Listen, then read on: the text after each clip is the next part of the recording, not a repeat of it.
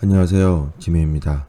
오늘 할 내용은 경매물건 분석 주거 게시판에 있는 선순위 전세권을 이전받는 방법도 있다라는 글에 대해서 보도록 하겠습니다. 경매로서 이전을 받는다는 얘기는 아니고요. 전세권자, 세입자로서 이전을 받는 방법이 있다라는 얘기를 보여드리려고 하는 겁니다. 자, 울산에 있는 아파트인데요. 내용을 보겠습니다. 일단 제가 뭐라고 써놨냐, 여기에 이런 얘기를 써놨습니다.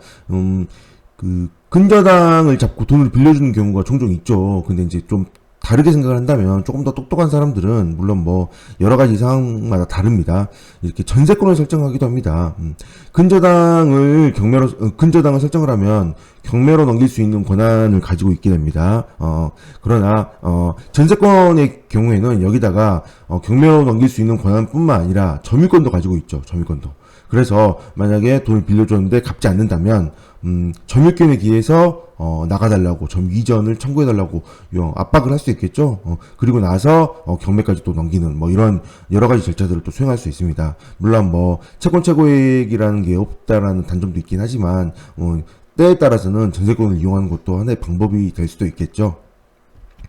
이 물건에서 매각 물건 명세서를 보겠습니다. 보다시피 최우순위 설정일자가 전세권으로 설정되어 있습니다. 전세권이 이 물건에 있어서는 말소 기준 권리가 되는데요. 내용을 자세히 봐보시면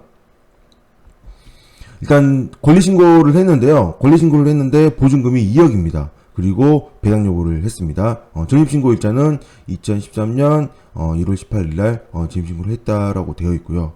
그리고 좀 이상하다는 생각이 드는 게 여기 보시면 등기사항 정보증명서에 전세권은 주거 전세권자 해가지고 보증금 1억 7천만 원이라고 되어 있습니다. 두 개가 차이가 있죠. 지금 두 개가 현황조사는 일단은 빼고서라도 여기 나와 있는 주거 전세권자의 등기사항에 나와 있는 내용과 그 다음에 권리신고된 내용이 두 개가 다른 내용을 표시를 하고 있습니다. 과연 이 3천이 뭘까요? 등기부를 보면 좀 이해를 할 수가 있습니다. 등기부를 보시면 여기 보시면 일단 먼저 2010년 10월 22일 날 1억 7천만 원의 전세권이 설정이 되었는데요. 그리고 나서 2013년도에 전세권을 이전을 했습니다. 양도를 했죠. 이렇게 전세권 같은 경우는 이렇게 이전을 할 수가 있다라는 거죠. 이렇게 민법의 306조 전세권에 대한 관련 내용을 봐보시면 전세권자는 전세권을 타인에게 양도 또는 담보를 제공할 수 있고 그 존속기간 내에 그 목적물을 타인에게 전전세 또는 임대할 수 있다. 물론 뭐 설정행위로 금지할 때는 안 된다라고 했지만 여기에서는 금지가 없기 때문에 이렇게 이전을 했겠죠. 1억 7천만 원의 전세권이 처음에 세입자가 1억 7천만 원에 2010년도에 들어와서 살고 있다가 2013년도에 돼서 사람을 구해지 못했는지 어땠는지 이유는 모르겠지만 제 다른 세입자한테 전세권을 이전을 했고요. 그리고 나서 조금 더 밑에 봐보시면 전세권자 이전을 받은 사람이 추가로 근저당을 3천만 원을 설정했습니다. 즉 아무래도 전세금을 좀 높이기 위해서 이런 걸 한 걸로 보입니다. 뭐 여기에 대해서는 뭐 전입신고를 왜 안 했는지 뭐 그거에 대해서는 뭐 나와 있지는 않는데요. 전입신고 되어 있네요. 전입신고 되어 있지만 이런 식으로 좀 추가적인 사항에 대해서는 근저당으로 설정하는 방식으로 들어갔습니다. 자, 순서를 봐보시면 먼저 1순위 전세권 1.7억이고요. 그 다음에 은행 근저당이 잡혔습니다. 2억 2,800만 원이 축협에서 근저당이 잡혀 있고요. 그리고 나서 세 번째로 증액을 했죠. 전세권 증액을 3천만 원을 근저당으로 했습니다.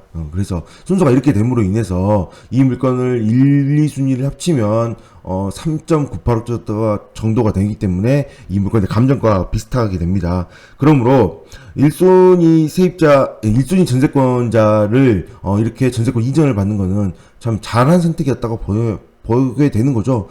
근저당보다 만약에 이 상태에서 그냥 일반적인 임대차를 했다면 또는 새로운 전세권을 잡거나 뭐 그랬다면 당연히 은행 근저당보다 후순위가 되면서 문제가 생길 수 있는데 이 상황에 있어서는 1순위 전세권을 그냥 이전을 받음으로 인해서 그대로 기존에 있는 순위를 그대로 유지하게 되는 그런 효과를 발휘하게 됩니다. 그래서 문제가 없다라고 생각을 합니다. 그런데 잘못된 선택을 하나 또 했죠. 여기에 근저당입니다.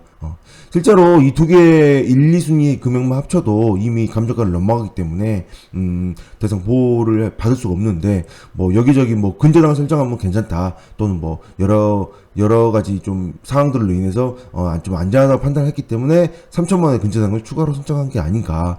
이런 경우에는 그냥 단지 그냥 1.7억 원에 그냥 계약을 맺었어야 되는데 좀 돈이 부족했는지 아니면 뭐 채무자 즉 소유자 입장에서 좀 더 높게 해달라고 했든지 아니면 뭐 근처에 있는 전세 가격보다 너무나 싸서 좀 뭐 여러 가지 이유를 댔겠죠. 그래서 2억에 계약을 해달라고 했고, 이거에서 3천만 원은 근저당을 잡으면 안전하다라는, 얘기를 해서 이렇게 근저당을 잡아서, 한 게 아닐까 싶은 생각을 해봅니다. 어쨌든, 이 물건에 있어서는 1순위 전세권으로 인해서 전액 배당은 받겠죠.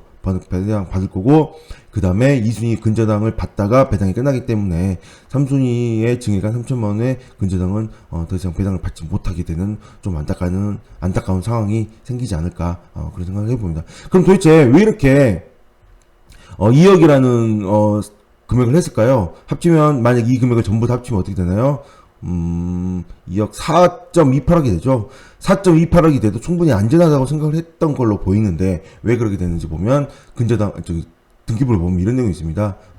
이 매매 2011년도에 소유권 이전을 받았는데 그때 당시에 매매 가격이 4.91억이 넘어가는데 이건 분양가로 보이는데요. 4.91억의 분양가를 높였기 때문에 4.2억, 4.3억 정도만 해도 충분히 배당을 받을 수 있을 거라고 생각을 해서 그렇게 된 걸로 보이는데 이렇게 봐야 됩니다. 처음에 막 새로운 집 같은 경우는 분양가격이 상당히 비싼데요. 금방 지나면 금방 가격이 떨어집니다. 제가 일반적으로 차를 살 때도 그러죠. 처음에 차 살 때는 비싼데 조금 지나면 금방 떨어지기 때문에 시세하고는 상관없습니다. 그래서 아무래도 여기 세입자로 들어간 사람은 이 금액을 보고 또는 이 시세를 보고 그렇게 좀 추가적으로 3천만 원을 설정한 게 아닌가 그런 생각을 해봅니다.